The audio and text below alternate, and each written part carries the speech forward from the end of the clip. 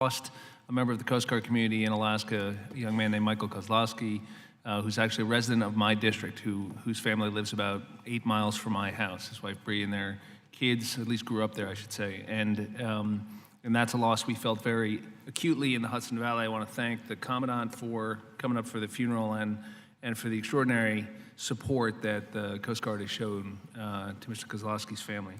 We hate to see these things happen, but it is a reminder of the sacrifices members of the Coast Guard make every day. So we thank the Coasties for that. Let me ask you about I'm interested in the Polish security cutter. You talk about how many, could you describe for us the capabilities that vessel's gonna provide, how many ships we need, how that compares to the fleets that we see from the Russians and from others? Yes, sir. Thank you for your question. Thank you for attending Bosun Kozlowski's funeral. It's a point of the inherently dangerous nature of our business. Well, we thank you for your support. It meant a lot. With regards to Polish security cutter, the Commandant's been saying, and we've all been saying this, we did a study a few years ago called the High Latitude Study, which did analysis of the Coast Guard's 11 mission areas, which ones apply to the Arctic, the Antarctic, and it kind of arrayed where we need to be and when.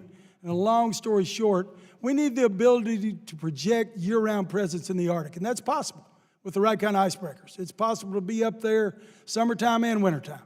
And so when we do the math, and it's fairly straightforward, and you do what it takes to do that when you consider shipyard availabilities, we need 6 overall icebreakers. 3 of those need to be heavy icebreakers to be able to project our presence in the Arctic and do our yearly duty to break out the National Science Foundation station in McMurdo, which is also vital to the nation's interest down in Antarctica. And then we need 3 medium icebreakers that do any number of things, from scientific research to projecting sovereignty in places where there's boundary areas. They will be national or polar security cutters as well. And it's important that we talk about them as security cutters as opposed to just icebreakers, because all Coast Guard ships are multi-mission. And they can be doing one mission one day, and the next day they can be doing search and rescue, law enforcement, or any of the others. So 6 and 3 is how we've been shaping this up, but we're really excited about the first one, now that we've got that off the ways and going. And we expect great things from Halter down in Pascagoula. They've got a great record. And if that answers your question, sir. Yeah, I'm also interested in how our capabilities compare to those of other great powers who may be thinking strategically about the Arctic, particularly Russia, China. Can you say a word about that, and what kind of comparison would you make between our capabilities right now and those of those 2 countries? As we say in the maritime services, we are in a big stern chase with the Russians, sir. I mean, they've got 50 icebreakers of various classes. 4 of them are nuclear-powered heavy icebreakers. They've been committed to a rebuilding program for their icebreaker fleet for many years without fail.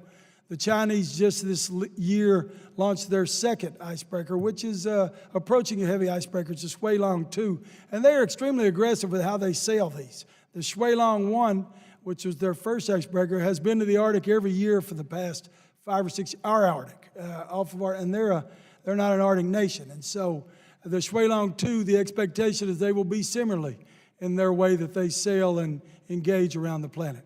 Of course, in the Baltic states, in the Scandinavian states, there are multiple icebreakers, but they are mainly littoral, close in.